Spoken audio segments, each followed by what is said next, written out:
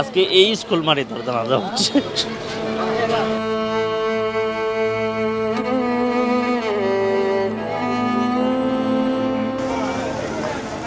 একটি সুসংবাদ, একটি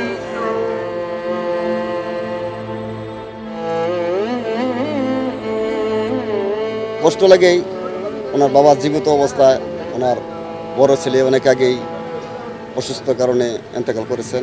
আজকে তার ছোট ছেলে তারই বাবার কাঁধে লাশ কাঁধে নিতে হবে, এটা আসলে খুব বেদনাদায়ক।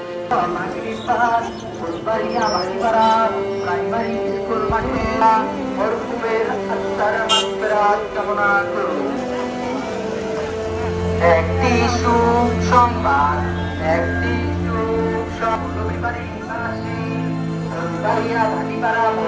জামালের কনিষ্ঠ পুত্র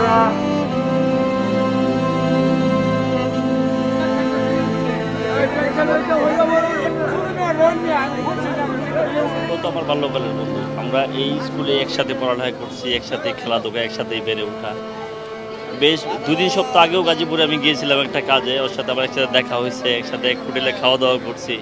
আমি কালকেও ইভেন্ট ঢাকা গিয়েছিলাম, কে জানতো যে এটাই অশেষ যাত্রা। আর ভাগ্যের কি নির্মম পরিহার, আজকে এই স্কুল মারি তার জানাজা হচ্ছে।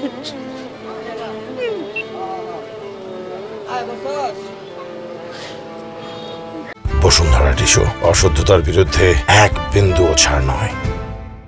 অত্যন্ত ভদ্রলোক ছিলেন, যদিও আমাদের অনেক জুনিয়র ছিল, তো রাস্তাঘাটে সাক্ষাৎ হলে আদব কায়দা সালাম বিনিময় হতো।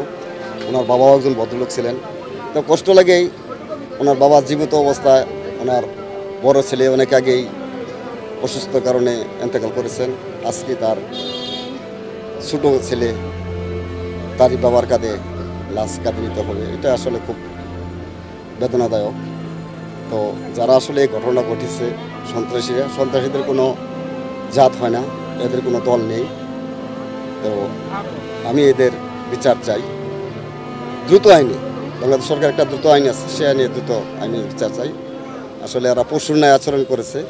আল্লাহ পাক কোরআনে বলেছেন, সুম্মা রাদাতনা আসফালা সাফিলিন, তোমরা পশুর ন্যায় আচরণ করো না। এরা পশুর চেয়ে আরও বেশি আচরণ করে হচ্ছে। তাই আমি এদের দ্রুত আইনে বিচার চাই।